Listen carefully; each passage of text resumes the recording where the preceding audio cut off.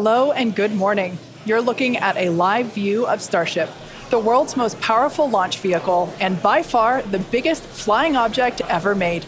We're currently at T plus 31 minutes and 24 seconds awaiting our third flight test of Starship from Starbase Texas, or what we here at SpaceX like to call the Gateway to Mars. Thanks for tuning in. We're excited to be joining you from SpaceX headquarters in Hawthorne, California. Now it's just been 100... You can tell the crowd is already excited behind us. Now it's only been 117 days since our last Starship test. And for those of you following along, you'll know there's nothing more exciting, as you can hear, than to watch a developmental flight test. That's absolutely right. Flight test days guarantee the maximum level of excitement, as you can hear behind us. And if it all goes well, Starship will lift off just about 30 minutes from now. We're hoping to surpass what we achieved in flight test number 2 back in November of last year.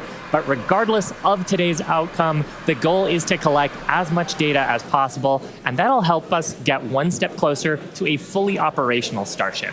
Now, Starship, which you see on your screen, is the latest and largest vehicle developed to date by SpaceX and in the world ever. Compared to Saturn V, the rocket that first took astronauts to the moon, Starship has more than twice the thrust, and with some upgrades that are planned for the future, it'll have 3 times the thrust. Starship will allow us to fly the heaviest payloads ever flown, land humans on the moon again after more than a half century, and ultimately fly humans further into space than ever before, even to Mars. But the most important thing about Starship is that it's designed to be a fully, rapidly reusable, reliable rocket, or what we like to call the 4 Rs, and we'll talk more about those later in the webcast. But before we dive into the details of today's test, let's recap the achievements of our last integrated flight test, Flight 2. All 33 Raptor engines on the Super Heavy booster started up successfully and, for the first time, completed a full duration burn during ascent. As you can see here, we saw amazing views of each Raptor engine burning during that ascent, which is something awesome because we don't get to see that with Falcon and its Merlin engines. Now, next, Starship executed a successful hot stage separation, powering down all but 3 of Super Heavy's Raptor engines and successfully igniting the 6-second stage Raptor engines before the vehicle separated. This is the first time this technique has been done successfully with a vehicle of this size and scale. Following separation, the Super Heavy booster successfully performed its flip maneuver and initiated the boost back burn. However, about 30 seconds into that burn, it experienced a rapid unscheduled disassembly, or RUD. That's SpaceX speak for an exciting end to the booster's journey. The likely cause was determined to be filter blockage, where liquid oxygen is supplied to the engines. So we've upgraded hardware inside the oxygen tank to improve filtration capabilities in our boosters, including the one that's out on the pad today. Vehicle breakup occurred more than 3.5 minutes into the flight, about 90 kilometers over the Gulf of Mexico, so well away from people. Now, on Starship, the 6-second stage Raptor engines all started successfully at separation, and everything was going normally in the ship's climb to space until about 7 minutes into the flight, when we began a planned vent of excess liquid oxygen propellant. To simulate the mass of a payload and get future-focused data, the ship was loaded with extra propellant that we needed to get rid of or vent before re-entry. Once we started venting, though, a leak developed that caused fires, which eventually cut the connection between the flight computers on the ship, and that caused the 6 Raptor engines to shut down before we had finished the full burn. That was detected as a mission rule violation by the Autonomous Flight Safety System, which triggered the flight termination system and led to vehicle breakup. Starship's second flight test nearly completed its full duration burn. It ended at an altitude of about 150 kilometers and a velocity of 24,000 kilometers per hour, officially making it the first Starship to reach outer space. Like the booster, we've made upgrades to Starship's upper stage based on Flight 2 learnings, such as improved leak reduction, fire protection, and changing the operations to increase reliability. Now, back at the launch site, the new water-cooled flame deflector and other pad upgrades performed as expected, so the pad required minimal post-launch rework. And that's a big reason why we are ready to fly again today. The ground support systems are designed for rapid turnaround of the launch pad between flights, and the improvements we've made ahead of Flight 3 are getting us closer to that goal. And that brings us to today's test. The test profile and the burn timeline are very similar to test number 2, with one major difference. The ship will attempt to splash down in the Indian Ocean rather than the Pacific.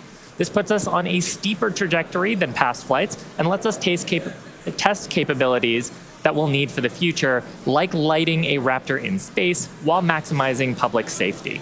So let's take a closer look at the flight test profile.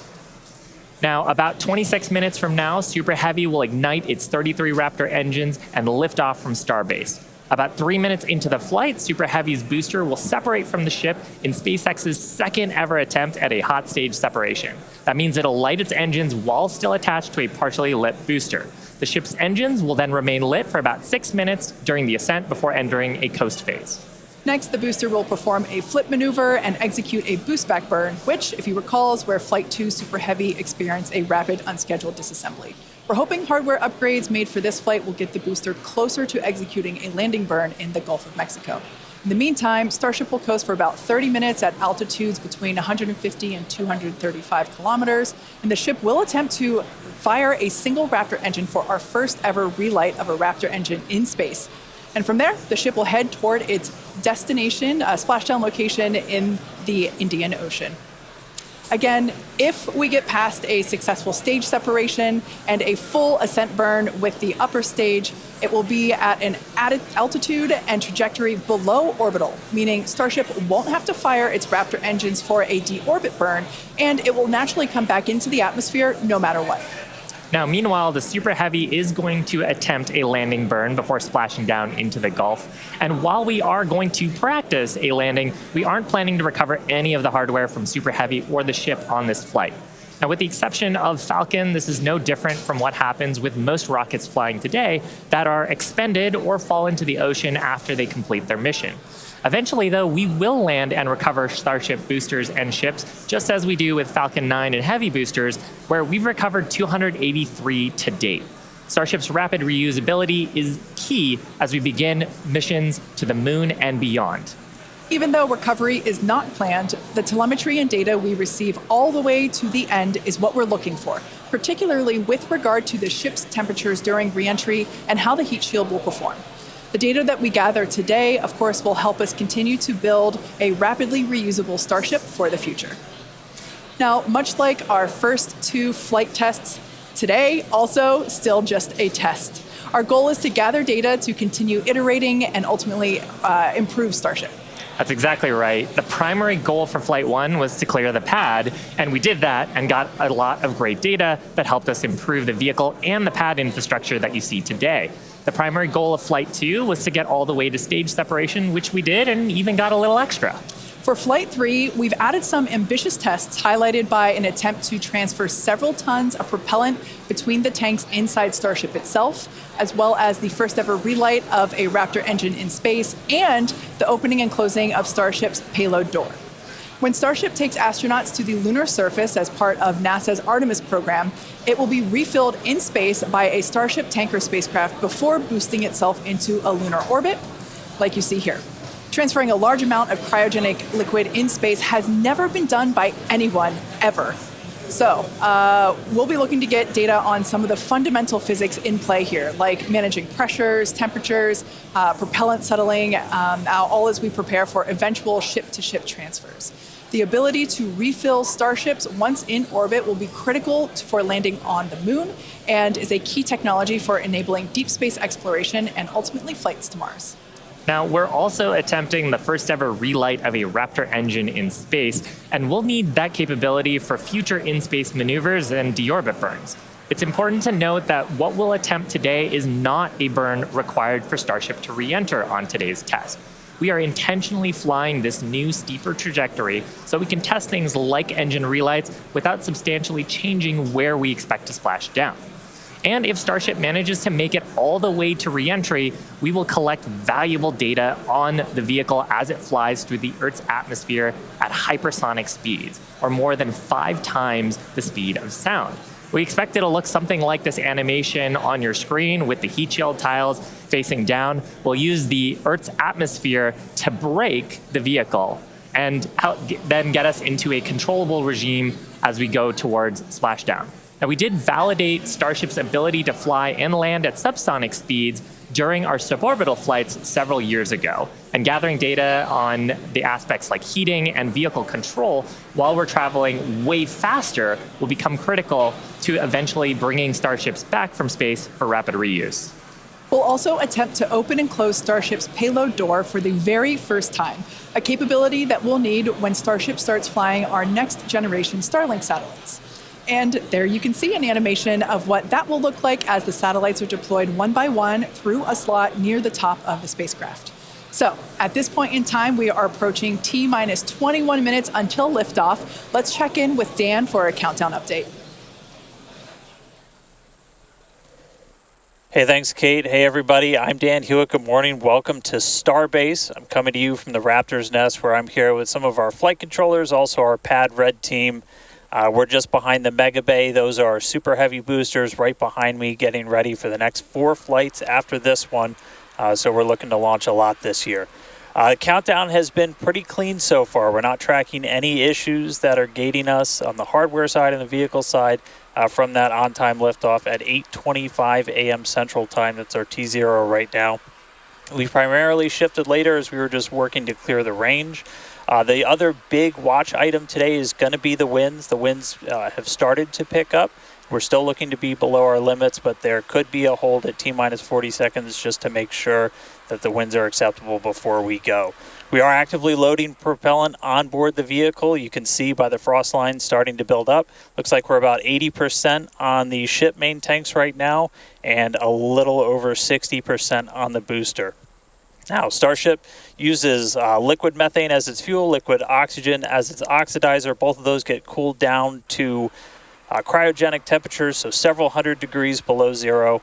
And if you followed along with our previous 2 flight tests, the prop load timeline today looks a little bit different.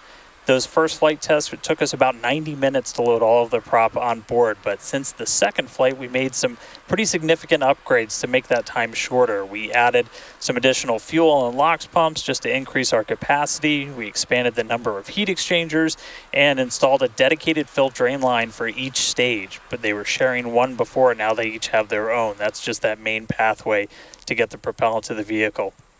We're aiming for about 51 minutes for today's operation to fully load prop. We did that successfully on our wet dress rehearsal that we did recently.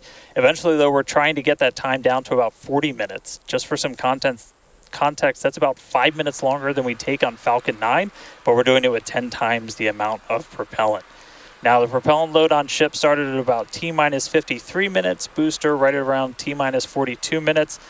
We are about to pause loading on the main tanks of ship, switch over to the header tanks, and then switch back to close out the main tanks. We're expecting all of the prop to be on ship at about T-minus 3 minutes 30 seconds, and then booster prop load ends at T-minus 2 minutes and 50 seconds. Now, our final countdown and startup sequence is going to be the same as Flight 2. We already tested this on this booster when we did its static fire. Looking back for Flight 1, we lit those Raptor engines on the booster and lifted off about 6 seconds later. Flight 2, we reduced that time by almost 2 seconds. That just helps reduce the stress on the ground systems, improve the efficiency of the rocket. But right now, we're just about to pass 18 minutes away from launch. Winds, again, they're still looking a little bit marginal, so we'll keep an eye on those. We're not working any other technical issues, and the range is expected to be green. If we can't make our test today, we have backup launch opportunities in the coming days. Could be 24 to 48 hours, all just depends on how far we get into the count. So check back in with everybody in just a little bit. For now, though, I'm going to send it back to Kate and Shiva out at Hawthorne. Thanks, Dan. The countdown is continuing to progress, so let's take a closer look at the world's most powerful launch vehicle ever developed. Starship is comprised of 2 elements, the ship, which has 6 Raptor engines, and the Super Heavy booster, which has 33 Raptor engines. Starship is capable of about twice the thrust of the Saturn V rocket, and with future engine upgrades, it will actually be 3 times more powerful. Now, with those future improvements, that'll allow Starship to carry somewhere between 150 and 250 metric tons to orbit, depending on the configuration. For reference, Falcon 9's heaviest payload to date is just over 17 metric tons. So with Starship, we're talking about an order of magnitude greater in terms of payload capability to orbit. And that matters because the amount of mass we're able to launch per rocket is critical to creating a self-sustaining city on Mars. In terms of size, the Super Heavy booster alone stands about 71 meters or 233 feet tall and is about the same height as a fully integrated Falcon 9. The ship stands about 50 meters or 160 feet tall. Stacked together, the booster and the ship are by far taller than the Statue of Liberty, which stands at 305 feet tall with its base. Stacked together, Starship is 396 feet, so quite a bit taller there. Now, Starship's first stage has a diameter that's about 2.5 times that of Falcon 9, and we've got those 33 much larger Raptor engines, this great view of the launch mount looking up at those engines, and we need them to power through the Earth's atmosphere and gravity to deliver those massive cargo and payloads up to space. Moving up the rocket, Starship is designed for vertical takeoff and landing on any hard surface, and that's as opposed to taking off and landing on a runway as aircraft do. And that's important because there are no runways on the Moon and Mars where we're going. The ship, which we're looking at now, features 6 Raptor engines. 3 of them are sea-level engines, 3 of them are vacuum engines. That means that those vacuum engines are optimized with a larger engine nozzle to operate in the vacuum of space and get us higher performance. The ship is also outfitted with 4 flaps to help aerodynamically control the vehicle's attitude during atmospheric flight and enable a precision landing. The body of Starship is also wrapped in a heat shield made up of 18,000 hexagonal ceramic tiles. Those are designed to insulate the vehicle during atmospheric entry, where temperatures can be as high as 2,600 degrees Fahrenheit. One of our test objectives today is to verify how Starship systems and thermal protection system tiles perform during reentry. And in between the first and second stages is our hot stage, which is critical for our newest separation technique, which we saw in action during flight test 2. Yeah, that was a pretty exciting first for our team. Hot staging had never been done before as part of a reusable space transportation system, let alone on a vehicle with the size and power of Starship.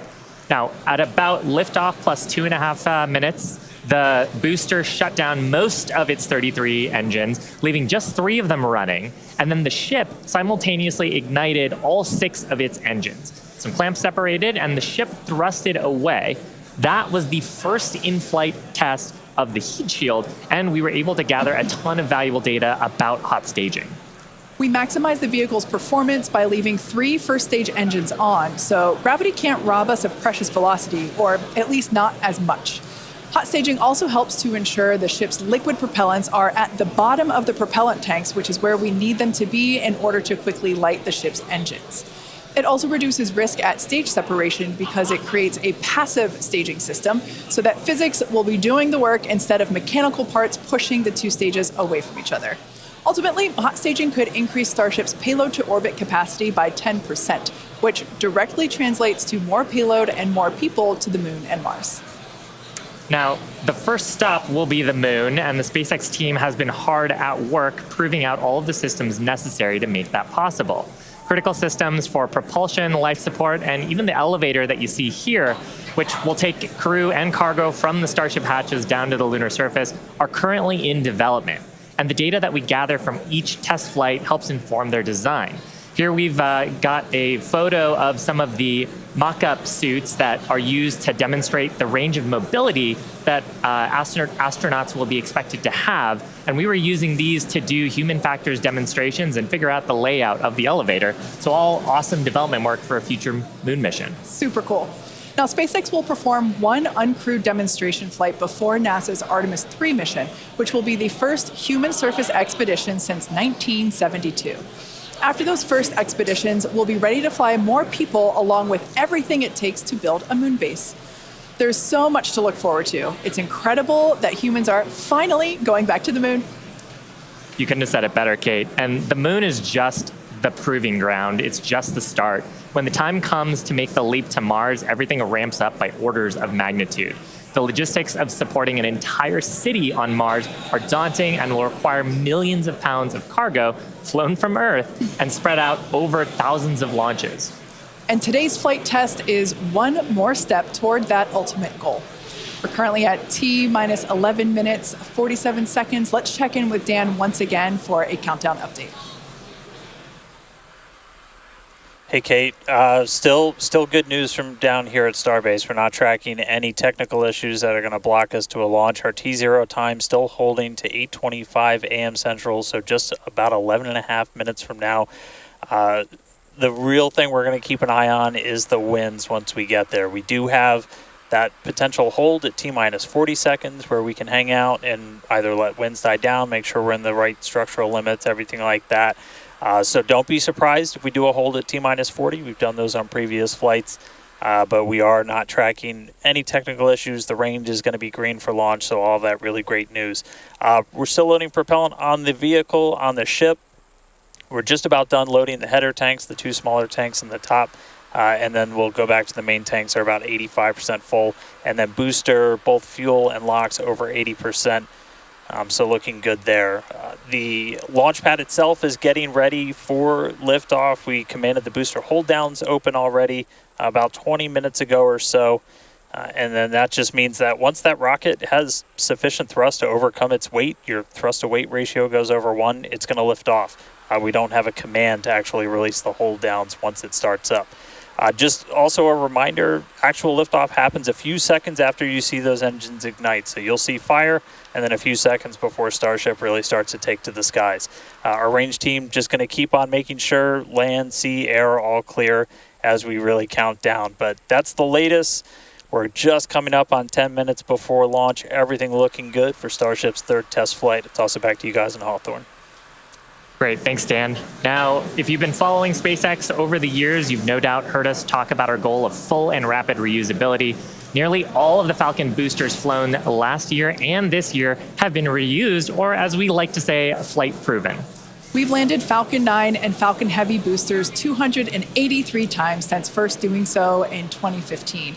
And with Starship, our mission is to take reusability even further by reflying both stages with little downtime between flights. And we plan to fly as often as possible. As we mentioned earlier, rapid and complete reusability is critical to enabling routine spaceflight. The team at Starbase has been hard at work developing and manufacturing the hardware that will ultimately take humans back and forth to the moon and Mars. Now, even though we are not recovering Starship today, test flights like these provide the critical data that we need through every phase of flight. And that data informs future missions and gets us to that future where Starships are being recovered and rapidly reflown. Our teams are also working on the ground systems that will support rapid reusability. When we start recovering Starship boosters, we'll want them to return to the launch site for a quicker turnaround, as you can see here depicted in this animation on your screen. This is when the tower reveals its dual purpose. After launch, the arms or the chopsticks on the tower will help guide the booster into position to ensure a soft landing. Now, if you're thinking that this sounds hard or even impossible to do, well, that's the inspiration for naming them chopsticks. Some of you might recall a little film called The Karate Kid, where Mr. Miyagi famously taught the main character, Daniel, that if he could catch a fly with chopsticks, he could accomplish anything. Now, today we do have 4 ships and 4 Super Heavy boosters built, with more coming off the production line as our Star Factory continues to grow. These vehicles are slated for future flight tests just like today's, and in fact, just this week we static fired our next ship that's planning to fly and expect to test the booster as soon as the launch mount is free from today's flight test. Now, as a reminder, today is still just a test. While we really hope to get our splashdown location in the Indian Ocean, but any data received will help us improve. It's the third of many future flight tests for Starship before it becomes fully operational.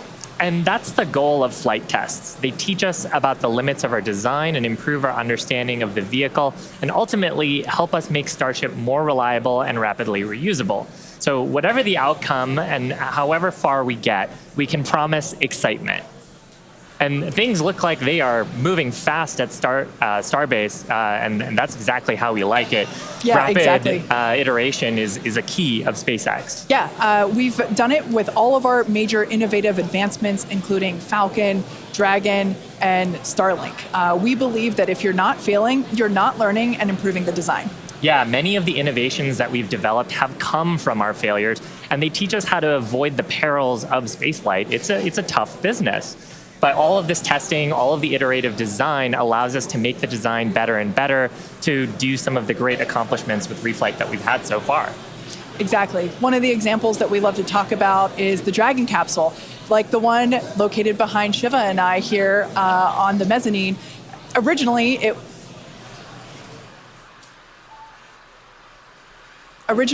was not designed to be reusable. We wanted to prove the initial design, and then when we brought Dragon 2 online, we had to do a lot of corrosion analysis based on flights that had splashed down and analysis on hardware received there. And now our Dragons are reusable and also rapidly at a much rapid pace than they used to be. Yeah. So, I mean, great learnings from our original Dragon to our new crew and cargo vehicles have directly improved the operations, and they've helped us change our understanding of what's possible when it comes to rocket and spacecraft reusability.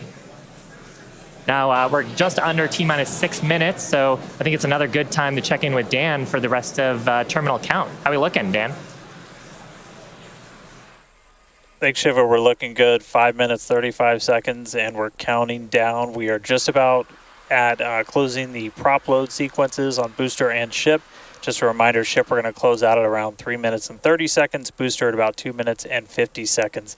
Once all of that prop is loaded on board, we'll have about 10 million pounds of propellant on both stages of Starship.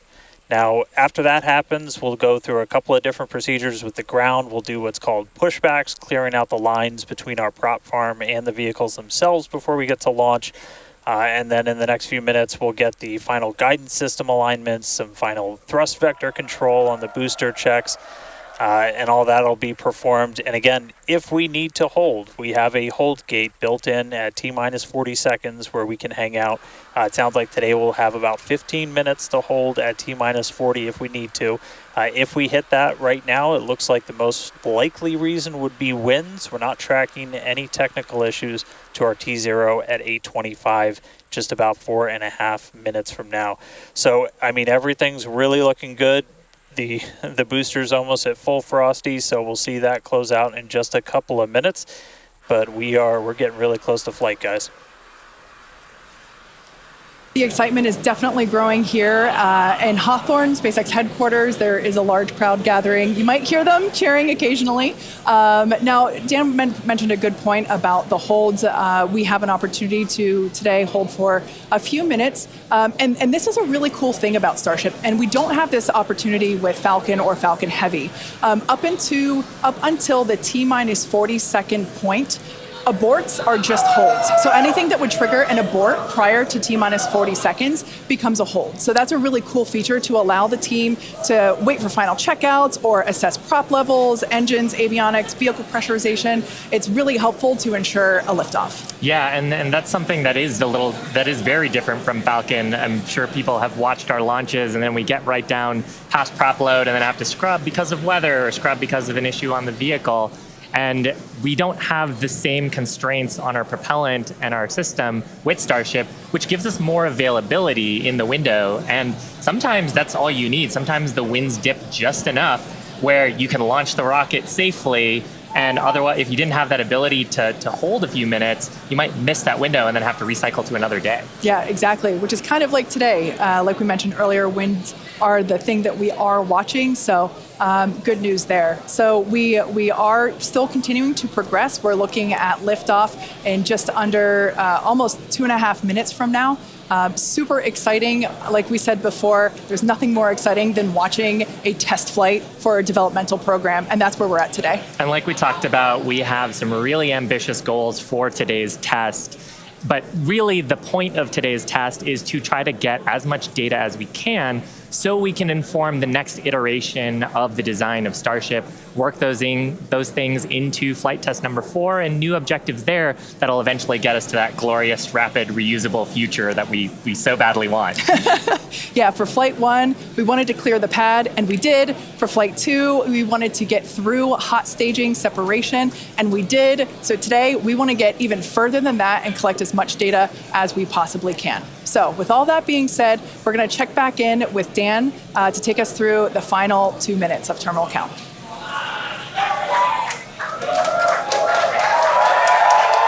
All right, we are under 2 minutes away. We have closed out the prop load on the booster and on the ship.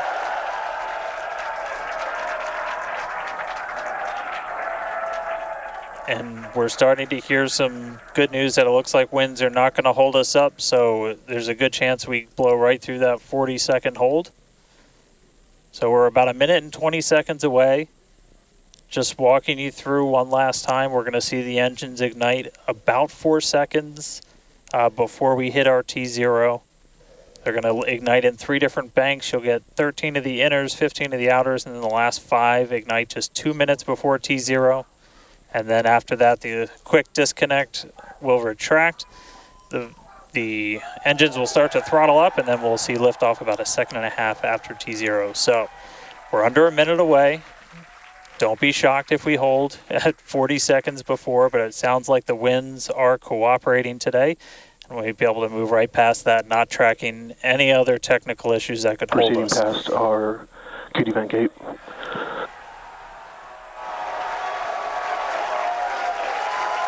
Through the QD vent gate, past the 40-second hold. Go for launch. Flight Director Ty Huntington telling the team we are go for launch. So 20 seconds to go. Let's listen in. T-minus 10, 9, 8, 7, 6, 5, 4, 3, 2, 1.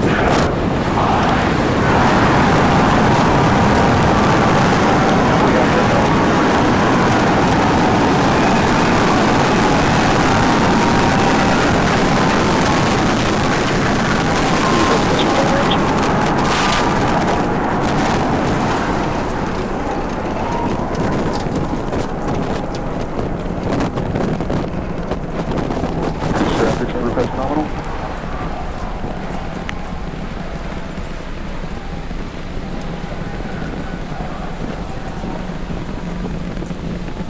30 seconds into flight, we are feeling the rumble. We are seeing 33 out of 33 Raptor engines ignited on the Super Heavy booster.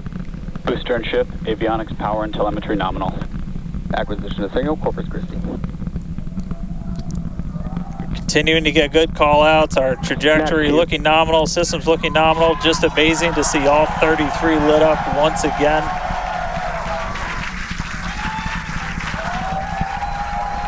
At this point, we've already passed through max Q, that maximum dynamic pressure, and passing supersonic, so we're now moving faster than the speed of sound, getting those onboard views from the ship cameras.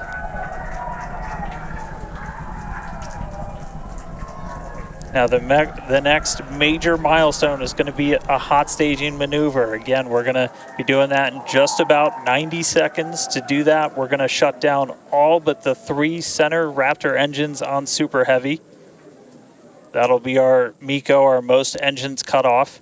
And then the clamps holding the 2 stages together are going to release. Starship's second stage will ignite its engines, the RVACs first, the sea levels right after that. The sea level engines will be splayed or just kind of pointed out at about a 15-degree angle. So if you look close and we get good tracking, you might be able to see those center right after.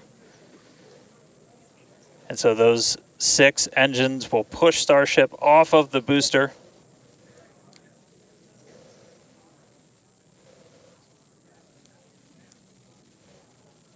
All right, counting down now. We're going to be coming up right at around the 3-minute mark on that hot staging maneuver.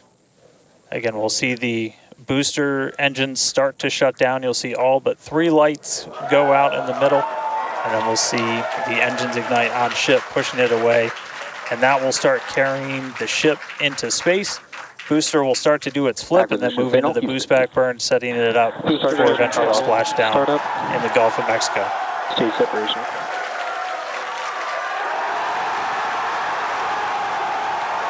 Boost back startup.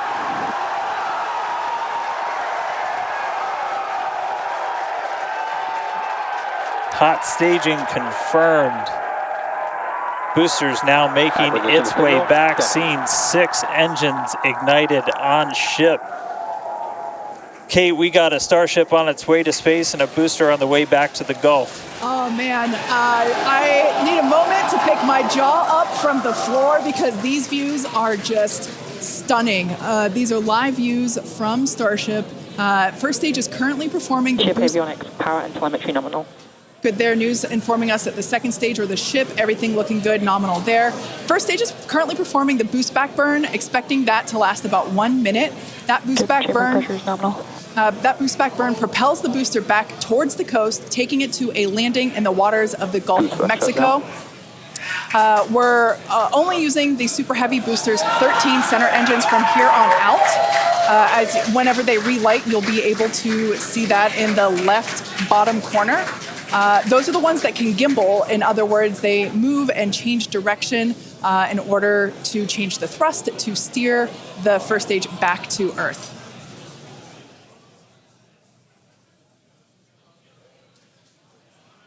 Wow, these are just incredible views coming to us.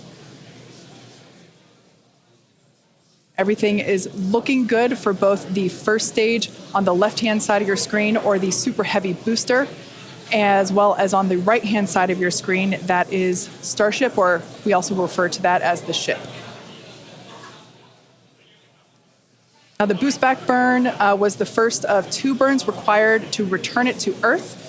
The next one will be the landing burn, where all 13 center engines will initially ignite and then transition into a 3-engine burn to help slow it down. Now, just as a reminder of the Stage 1 test objectives, we're looking for controlled ascent, which we have so far. Stage separation, which, gorgeous, we cruised right through it, as well as on a nominal trajectory. Good news there telling us that the path that Starship is on is good. Now, Starship's second stage is still firing its engines, and as you heard, following planned flight path. The ship objectives, we're looking for hot staging, again, cruised right through that. We're looking to demonstrate controlled ascent as well as orbital insertion. Now, the bottom right-hand corner of your screen shows the ship engine graphics, so be sure to keep an eye on those. Yep, Kate, this is just a phenomenal test so far. Super Heavy is performing beautifully today. It's on its return leg of the journey. Ship continuing to burn its 6 engines, those larger circles, the Raptor vacuum engines, the inner circles, the Raptor sea level engines. We're about 30 seconds away, just under 30 seconds away from the start of the boost back burn. The landing burn on the booster. You can see the grid fins rotating. Those hypersonic grid fins are guiding us through the atmosphere back towards our splashdown site. Again, we're going for a splashdown, a soft splashdown. So for landing burn, we're going to expect to see the 13 center engines light, rapidly bring down the booster's velocity, and then just the 3 in the center for splashdown. Let's see if that'll work.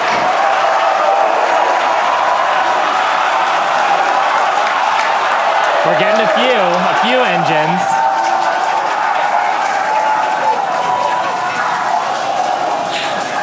And acquisition of signal. We'll see if we can get some other video of that. Now, this is a test objective today. It is still something that we're attempting to learn. And to make it that far, to demonstrate the controlled re-entry up to that point is pretty darn good. Ship continuing to look nominal with its ascent burn. This burn lasting about 6 minutes total. And we're expecting that this burn will end just after T+8 minutes, about a minute from now. So far, though, I mean, congrats to the team. Making it this far is farther than we've gone on Flight 2. Just wonderful views and great engine performance from the vehicles.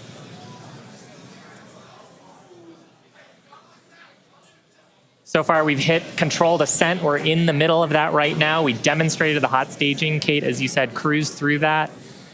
We demonstrated controlled entry of the booster.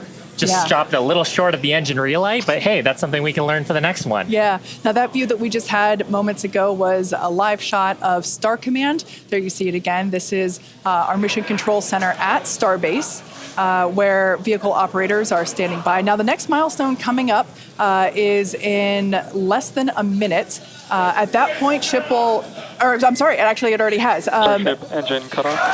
There we go.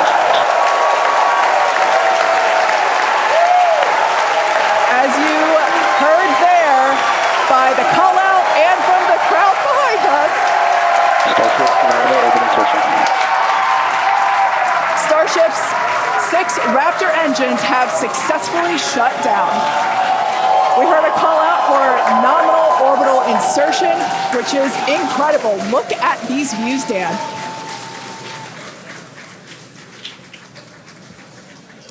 I'm just completely blown away right now. What a day. Congratulations to the entire SpaceX team. I mean, this flight pretty much just started, but we're farther than we've ever been before. We've got a Starship not just in space, but on its coast phase into space. Just to recap where we've come, and it's only been 9.5 minutes. How has it only been 9.5 minutes? We lifted off right on time at 8:25 a.m. We didn't have to hold at our gate at all. We had 33 out of 33 Raptor engines open up and light and get us through a nominal ascent. Another successful hot stage. All 6 engines on the ship propelling us into orbit. We did see what looked like a nominal boost back burn. And then we did make it all the way to the landing burn this time. Didn't light all the engines that we expected, and we did lose the booster. We'll have to go through the data to figure out exactly what happened, obviously. So be on the lookout for information about that. But wow, a ship in space. We've got a bunch of, as we said, ambitious objectives ahead of us. Over the next couple of minutes and pretty much over the next hour, where we're going to really, we've got the ship in space. We're now going to take advantage of this and try and learn as much as possible about some of the other systems, including that first ever Raptor relight in space. So it's just going to be incredible. So all of that still to come. The mission just started, but wow, what a liftoff! What a hot stage! What an amazing sight to see Starship there in outer space. I can't believe we're seeing it in space. This is awesome. Wonderful. And now we are going to be coasting for the next about 30 minutes or so. We'll be back around the T plus 40 minute mark. And that'll be Starship continuing to coast, hit those ambitious test objectives, and then continue on to re-entry. We're not totally sure what video that we'll get, since that normally comes to us as we overfly ground stations, and we don't have a ton of those along our trajectory. But as we have video, we'll be sure to bring that to you. Starlink may be able to bring us additional communication paths today that will allow us to talk to Starship through re-entry with no communications blackout period. It's a possibility, but either way, we will be live for all of today's milestones. And of course, when we do have views, Signal, Puerto Rico. especially like the ones that we have now, which I just cannot get over. When we have views, we will be sure to bring those to you live. But no views or no views, we'll see you back here at T plus 40 minutes. Pez door is opening. And there we just heard call it that Pez door is opening, so that's great. First test. Yeah. One of our test objectives today is to open and close that Pez door. That's where we will deploy Starlink satellites from in the future. So great news there that test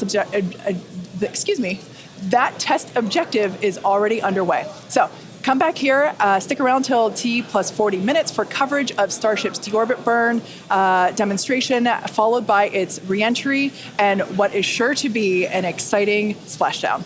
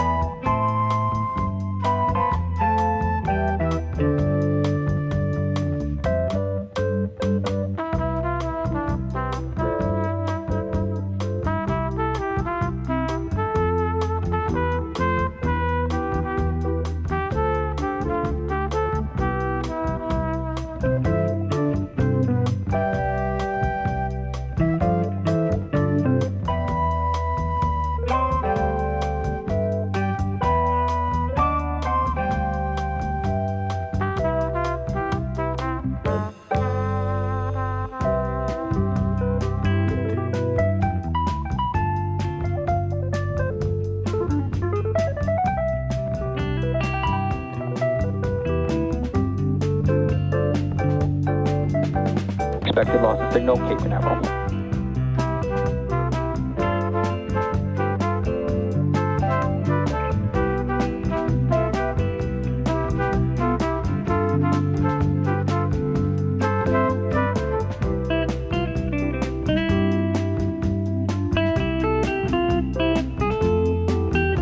PES trigger.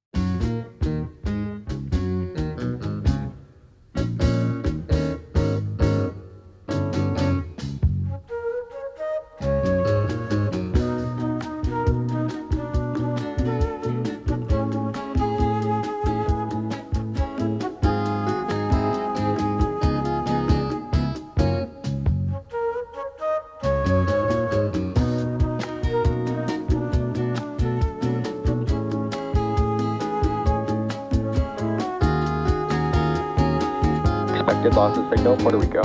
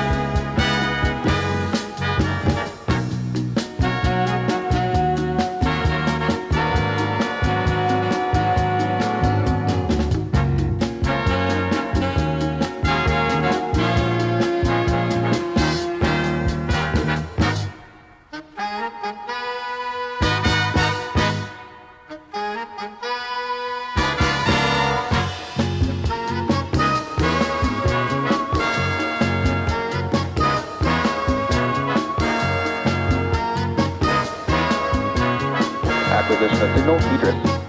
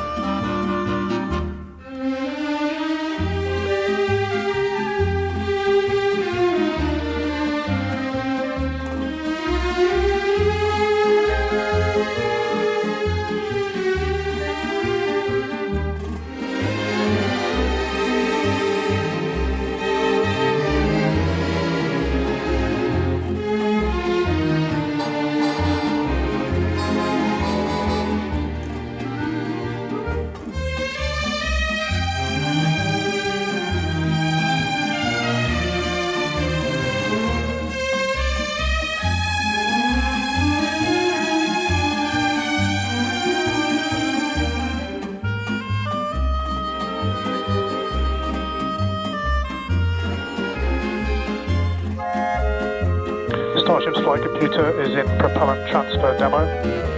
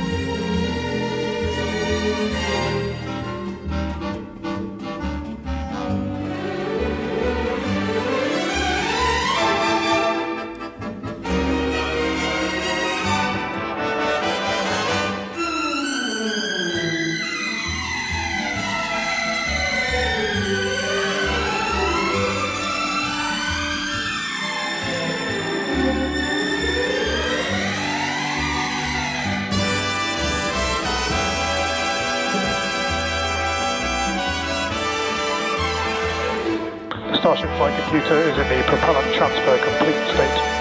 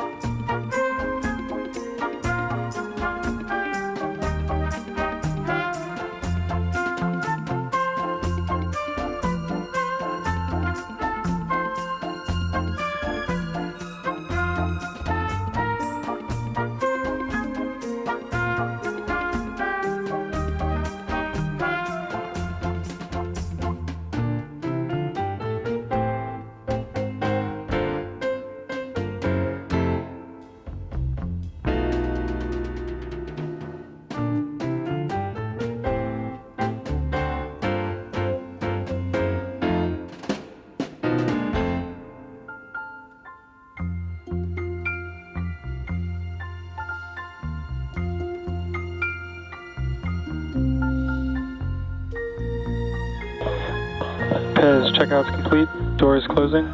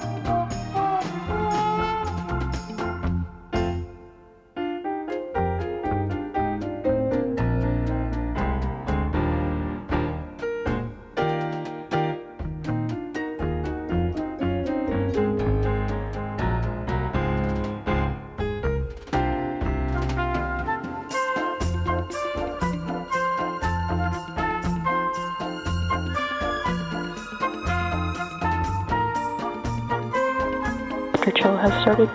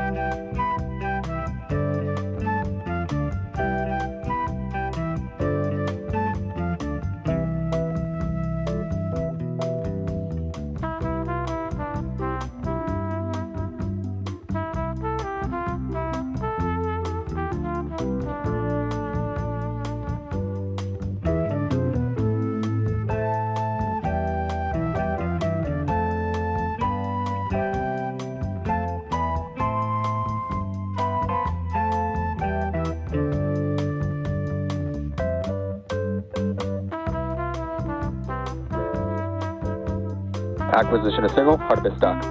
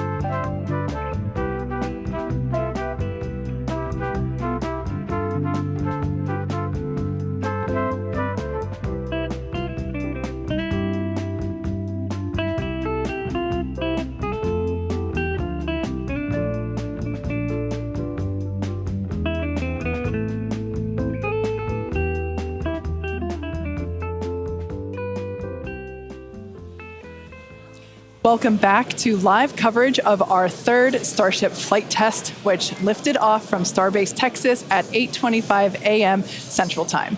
Our main objective today was to get through all of our ascent burns and collect as much data as possible, including a potential Starship entry.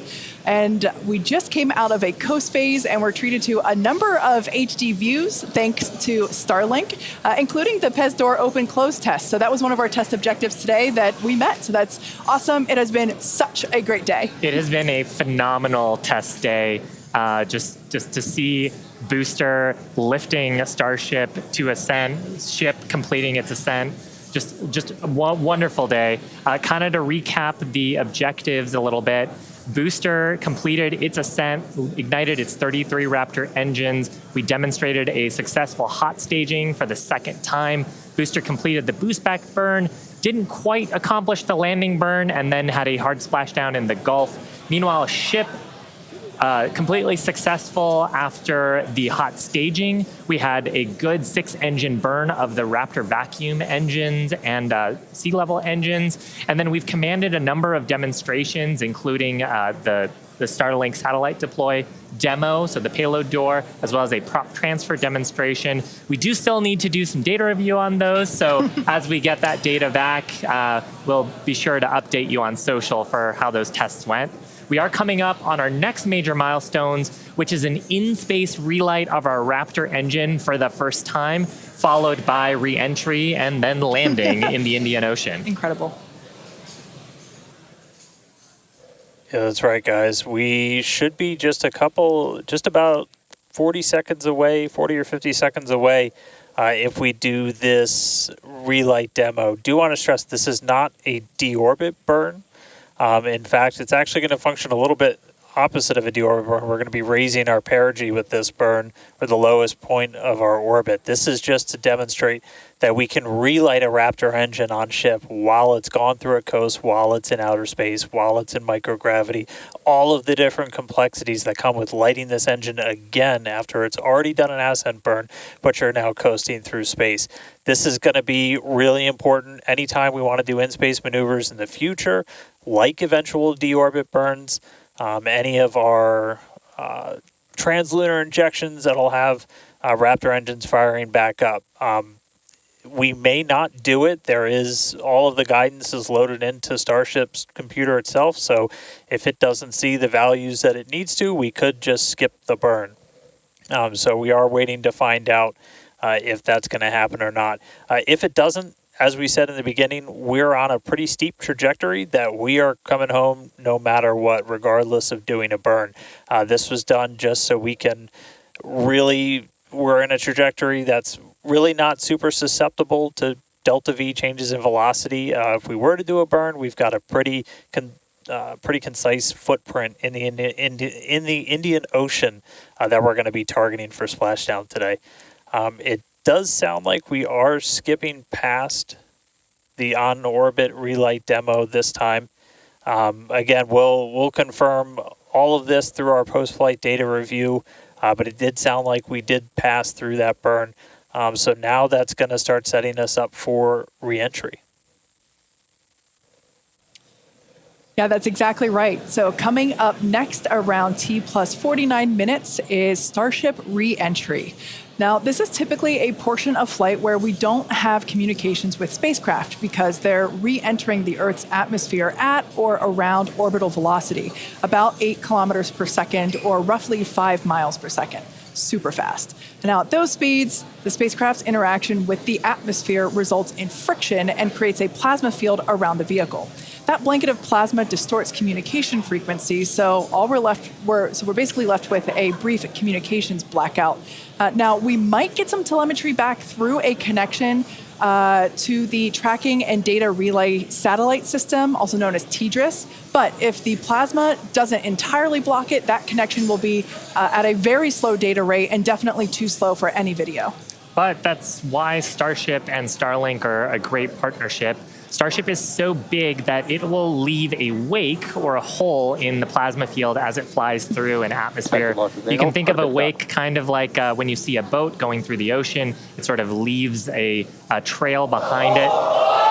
There's some of those great views from Starlink giving us views of Starship's onboard videos. And so we're hoping that the Starlink on board will let us, just like we're seeing these videos now, see through that plasma field by maintaining a continuous communication lock with the satellites on orbit through the wake that Starship leaves behind. Now, this is only the second time that we're testing Starlink during re-entry. So even though we do have these great visuals now, don't be surprised if we manage to get some signal hiccups through. We're still learning about what that wake will actually look like in practice and whether we're able to get that live, continuous, high-speed data during re-entry. Yeah, that's right. And one of the really primary reasons we want to use Starlink is to just gather as much data as possible. It's been said the data is the payload on one of these flights, where we're putting this flight hardware in a real flight environment, trying to learn about it as much as possible. Re-entry is going to be a really critical phase of flight. We really want to know how the ship's going to perform, especially that heat shield as we're going through the hypersonic re-entry. So if something were to go wrong during this re-entry, we want as many paths as possible to collect that information, that data, just to, again, just continually feed back into the Starship program to make each flight more reliable, more successful. Acquisition signal, Mauritius.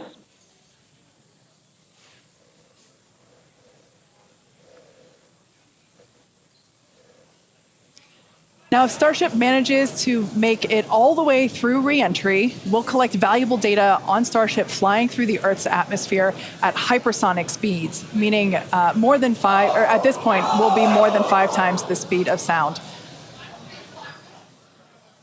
Now we're watching these live views, HD views by the looks of it, thanks to Starlink. You can see that the flaps there on the ship might be actuating.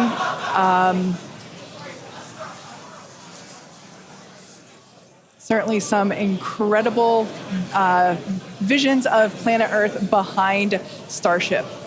Now, we've already validated Starship's ability to fly and land at subsonic speeds. You might recall those suborbital flights from a few years ago, and we can see those flaps there. So getting data on aspects like heating and control while traveling way faster than we did before is going to be critical to eventually bringing Starships back from space for rapid reuse. So I mentioned those flaps. That's one of the things that enables Starship to help control itself and survive the heat of reentry, which, like we said before, we're expecting that reentry to occur around T plus 49 minutes. So we're getting pretty close here. And what you're seeing here, it looks like the vehicle is sort of moving back and forth. Part of what you're also seeing is one of the cameras, this onboard view that we have, is on the end of a flap. Starship has front flaps and rear flaps in the vehicle. So we've got 4 of those. And oh man, we can see the heating on those flaps as we're starting to re-enter the Earth's atmosphere. This is where the Earth's atmosphere is doing the work to slow us down. Now, like we said, this plasma field is, wow, what a view. We hope to maintain these views throughout. Starship is so big that we're hoping that the plasma field doesn't entirely blanket the entire vehicle. Right now, it is not. The Starlinks are Views still... brought to you by Starlink. Yeah, the Starlinks are still communicating and still capturing the data and the video that we see here. I mean, Shiva, this is just absolutely incredible views. We've never seen anything like this before. This is the biggest flying object ever in space. Absolutely, Kate. And it's important to note, with the ascent burn that we did was to get us to orbital velocities, even though we were on a nearly orbital trajectory. So the heating and the loads that Starship is going through right now are what it would be getting if it were recovering from an orbital mission. And just the fact that we have views through entry, this is incredible. Yeah. Again, this is the furthest and fastest that Starship has ever flown. And you can definitely tell by the crowd here in Hawthorne. The heat shield tiles doing their work. We talked about it earlier. Up to 2,600 degrees Fahrenheit that those heat shield tiles are dissipating as we are re-entering. Yeah, now this was one of the critical, or rather the key mission objectives that we were hoping to hit today. We have never, like I said before, this is the fastest and furthest that Starship has ever flown. So this is the first time that we're getting to collect this re-entry data and understand how these 18,000 hexagonal heat shield tiles are working together to protect the belly of Starship as it re-enters the Earth's atmosphere. Once again, the atmosphere is doing us a big favor here by... 80 kilometers altitude. The atmosphere is actually doing us a huge favor here by acting as a braking system for Starship as it re-enters the atmosphere.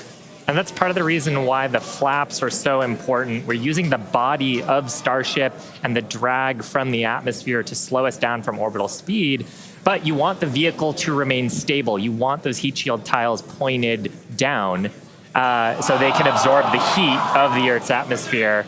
And so that's the purpose that they are serving during the hypersonic phase and then again during the subsonic phase. Absolutely. So like we said, these views are being provided by a couple Starlink terminals that are positioned on Starship itself. As that plasma builds, we're hoping that we can bring these views back to you, but you can see the telemetry there on the right-hand side of your screen.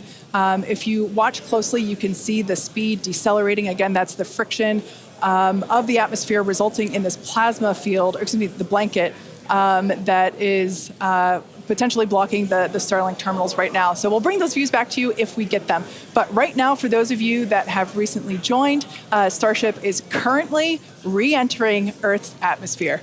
This is super exciting because it's the furthest and fastest that Starship has ever flown. It's just absolutely incredible. Major test milestone, something we wanted to accomplish on Flight 2, getting to it today. So just awesome. Now, we actually have some heat shields here. So these are what's doing all the work on Starship right now. There are 18,000 hexagonal heat shields like these.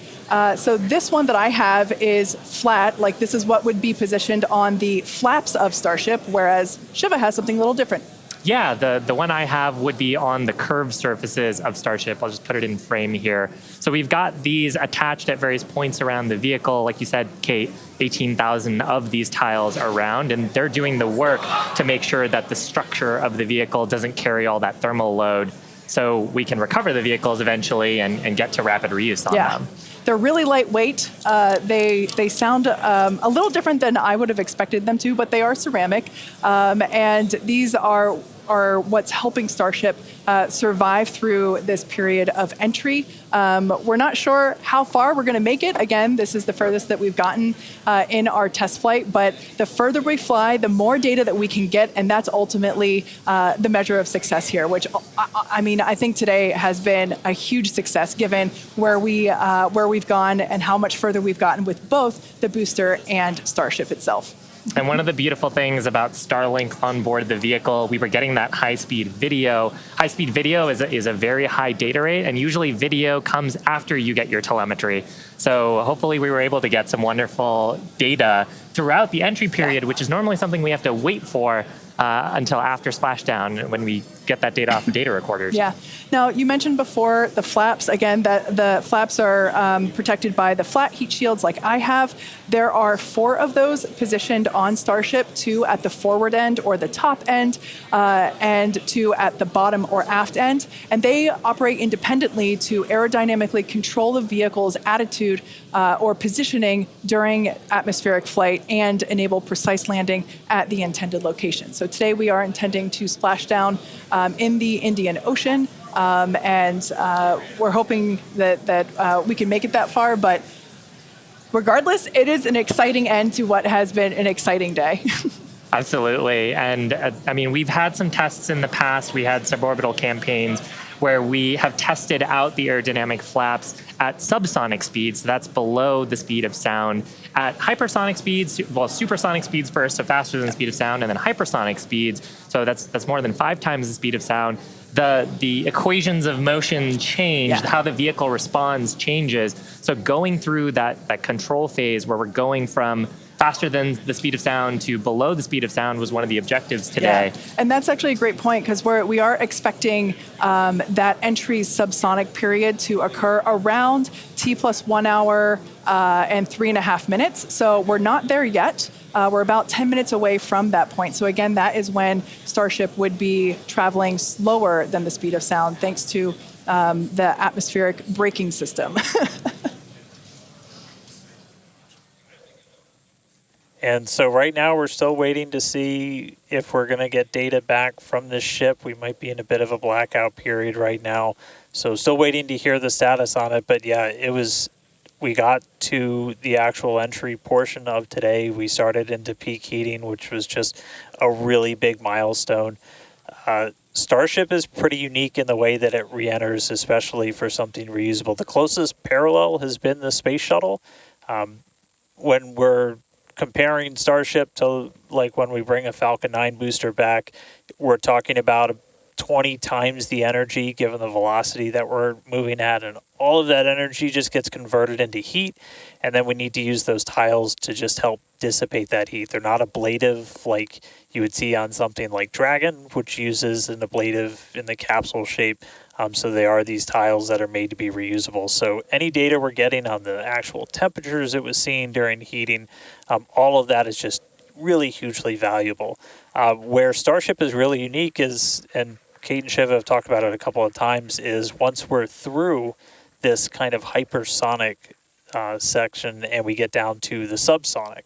And that's where we really learned a lot and proved that Starship's really just its basic shape could work. And we did that during the suborbital campaign. Again, if you compare it to the shuttle, which entered, it had the wings. It had a similar heat shield system, but it had wings, and then was almost flown like a glider once it re-entered and was down to those subsonic speeds. With Starship, we're not doing that. We're just coming straight down. We'll hit terminal velocity, which with Starship is around 200 miles an hour, and then we use a flip maneuver to ignite those engines, do a landing burn, and then touch down on the ground. So you don't need a runway. We're doing that, again, designed because when we go to the moon, when we go to Mars, there's not going to be a runway there for us, and so that propulsive landing is going to be really important. This is an animation of pretty much what we were just watching on actual Starship video, which is pretty incredible. But we go through peak heating. One of the benefits of today's trajectory, actually, we got closer to what the heating profile will be on just a normal mission when you compare it to our previous flights, which were headed out to Hawaii. So we go through peak heating, and then we hit subsonic, and then Starship splashes down in the ocean. Again, we're not doing a landing burn on this flight, and we're not expecting Starship to survive the impact. We're not going to be recovering any of the hardware. For now, though, we are just still waiting to see if we're going to get some signal back. We're currently at a loss of signal with Starship. Don't know for sure what its status is, and so we're just continuing to listen in. But it was pretty incredible seeing the flaps really do their thing to maneuver the vehicle as it's moving through hypersonic. One of the big trade-offs between something like Shuttle and Starship is wings can be pretty heavy. And so if we can really demonstrate that Starship's controllable through that hypersonic regime when you're coming through the atmosphere, 25 times the speed of sound, you can save a whole lot of weight by not having really big wings. So super valuable to get this data, super valuable to then figure out what we're going to do on our next test flights. Yeah, and you'd brought up a really interesting point, too, that for on shuttle, you are gliding in, going back to a runway. On Starship, because we're landing vertically, we are basically coming down, and then we've seen this during the suborbital campaign. We're not going to see it today, but during the suborbital campaign, we did the flip maneuver and then light our engines for a landing burn. And that's also really important for some of our other terrestrial destinations, that we don't have as much of an atmosphere on Mars. There is pretty much no atmosphere. There's some great views from our previous test campaigns of a landing burn and upright landing. But on the moon, there is no atmosphere. On Mars, the atmosphere is extremely thin, so you actually need some other sophisticated techniques that other landers have used to land there. And so this vertical landing technique is really important to landing on destinations like those, which is ultimately where we're trying to go. Yeah, absolutely. So we hope to demonstrate that landing in future missions. That wasn't one of our objectives for today. We wanted the ship to focus on opening and closing, the first demonstration of opening and closing the PEZ door, which is where we will deploy Starlink satellites from in the future, as well as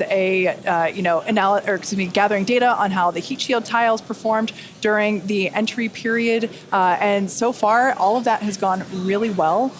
So overall, it's been pretty great. And it's great to see how those initial tests that we performed a couple of years ago for those high altitude tests allow us to see what those will look like in the future. But this piece that we're doing today of, okay, if we are coming back from orbital velocity and we're going through that entry period, that is the missing piece, right? We already figured out how to land once the ship gets to a certain velocity or altitude, and it's really this piece that we were trying to figure out today. How do we get Starship to survive orbital velocity atmospheric entry? And we hope to find out soon. Yeah, I mean, we talked about rapid iteration and how we do design. Part of our philosophy is testing early and often and trying to test in a way that is as flight-like as possible. But there's only so much you can do in a chamber where you're trying to simulate the atmosphere in a laboratory. So there's nothing quite like when the heat shield tile hits the atmosphere in flight to gather that wonderful data and prove out some of the analyses and probably teach us a bunch of things that we didn't quite get right. For sure. And obviously, for those of you that have been watching along with us, those were incredible views to see of that entry period where we saw the heat generating because of friction as the belly of Starship was making contact with the Earth's atmosphere, and that resulted in some plasma. So as Dan said before, we believe that we're in a bit of a blackout period at the moment. We are expecting the vehicle, if it's still alive, we would be expecting the vehicle to be approaching subsonic or slower than the speed of sound speeds in 3.5 minutes from now. So if it's still up there in one piece, it still has a way to go. We're not there just yet. But we saw that plasma field building up around the exterior, which can blanket the entire vehicle as it does with all of our Dragon missions, and we're at a loss for telemetry at that point in time. Yeah. So Dan's seen a lot of those with Dragon missions that he's supported. Yeah, absolutely. And we are hearing through some of the telemetry that we did. It did look like we lost Starlink and our TDRS data flow at the exact same time. Now, if both of those signals are cutting out at the exact same time, that could mean we lost the ship. It has been several minutes since we've gotten any data from Starship. We are waiting just a couple more minutes just to see if we can get any additional confirmation, but that is one data point that we're tracking, and that could indicate that we had a loss or a breakup of the ship during that reentry. So might not make it all the way to splashdown today, but we were able to get through the early phases of reentry, hit some of that peak heating, which was just really incredible to see a Starship coming back from space after getting all those views from space for the very first time. So we'll just keep on listening in on the loops here, see if we hear anything over the next couple of minutes, and that might bring a close to a pretty successful day so far. So again, we did lose the TDRS. That's the tracking and data relay satellite. That's the satellite system that pretty much every spacecraft operating in orbit right now will use to get data. We were able to get some signal through that, and then we were also getting data back through Starlink. Live view here of mission control down at Starbase. So these are all the folks who are experts on the various different systems, taking a look at the live data that we did have. Probably in mission mode still, Yeah, but absolutely. it would be so tough to stay focused with what an exciting day we've had today. Yeah, to quote Monty Python, I'm not dead yet. We don't know, as Dan said. We did lose connection with TDRS, which is the tracking and data relay satellite system, and Starlink at the same time. So it is a realistic possibility that we lost Starship, which honestly was always on the table. We didn't know how far it was going to get. The further we could fly and the more data we could collect was always the biggest win. And so regardless of, if we did lose the vehicle and we are not able to, make it all the way to our intended splashdown, note that we weren't intending to recover this vehicle, either vehicle, the Super Heavy booster nor the Starship. We weren't intending to recover either of them. They were both going to basically hit at terminal velocity and break up upon contact with the surface of the ocean. So we're standing by to hear whether or not we are going to be able to get telemetry readings back, but we are possibly anticipating news that we lost Starship due to basically a double blackout from TDRS and Starship data at the same time. But it's worth mentioning, this is the first time that we have come back at these speeds Absolutely. in any of the test flights that we've done so far with Starship. So we are trying to prove out that the heat shield works as intended, that the controllability at those hypersonic speeds works as intended. So if we were able to get back any data on that, that means the next version, what happens on flight 4, 5, 6, is going to be better. We must be able to get some because we saw incredibly gorgeous high definition views of that entry period whenever it was initially starting. So we must have gotten some data today there. Has been otherwise a phenomenal day. Incredible. Liftoff on time, full ignition of all of the boosters, engines, successful hot staging, and then ship took it from there. Yeah, absolutely. We were able to see the ship actually make it further as well as the booster. We were hoping that the booster would perform a soft water landing, but we lost it during just before it was able to ignite the landing burn. But the ship continued on. We saw all six Raptor engines on the ship ignite and then shut down for second engine cutoff. And we saw some amazing views as well, and it's just been certainly a day that I will be taking many screenshots and using them as my computer desktop background for, until the next Starship launch. When we get even better views, I'm sure. Exactly. And we also hit a number of our other ambitious test objectives. We had a chance to at least initiate the commands for a propellant transfer demo within the vehicle. This is something that Starship's going to have to do in the future, and these sort of transfers haven't been done at this scale before, so that's a first as well. We also were able to demonstrate that the payload door functions. And we got to see that, Yeah, and so those commands were sent. Again, data review to come and make sure that everything performed as expected, but that's going to be critical to deploying payloads in the future once Starship becomes operational. So a number of test objectives hit, much more accomplished than Flight 2, and making steady progress towards a fully, rapidly reusable, reliable Starship. Absolutely. And hey, Kate, and hey, Shiva, we were just hearing on the loops, we are making the call now that we have lost Ship 28. So as we were possibly expecting, we lost the data a couple of minutes ago. We haven't heard from the ship up until this point, and so the team has made the call that ship has been lost. So no splashdown today, but again, just it's incredible to see how much further we got this time around. We had a couple of those ambitious objectives that you guys were just walking through that we're able to take advantage of while Starship was in outer space flying over our planet for the very first time. So that was just really incredible. Obviously, there's a lot to go through. Everyone always wants to know right off the bat what happened. Takes us a little bit of time, but I can assure you as soon as we start finding things out, we're going to let everybody know. And I know everybody's going to be excited for the next one. I mean, as I pointed out in the beginning, there's 4 super heavy boosters either fully stacked or getting stacked right behind me. We've got other ships ready to go as well. So it's going to be a really busy time down here at Starbase as we look to really fly Starship as much as possible, get this vehicle ready to go for all the important things it's got to go do. And with that, we got to say a huge congratulations to our teammates and everyone who's supported the Starship program. There's been flames and reds along the way, but third time's the charm, and we made it to space. We also a big thanks to all of our future customers for your support. And we want to give a big thanks to the people of Cameron County, Texas, for their support, as well as the Coast Guard and the Federal Aviation Administration. Be sure to follow the SpaceX account on X for more updates from today's test flight and future Starship tests. But before we go, we want to wish SpaceX a very happy birthday. The company was founded on this day in 2002 when it basically consisted of this small team, a carpet and a mariachi band. I don't know about you, but we're feeling 22. Also, it's Pi Day.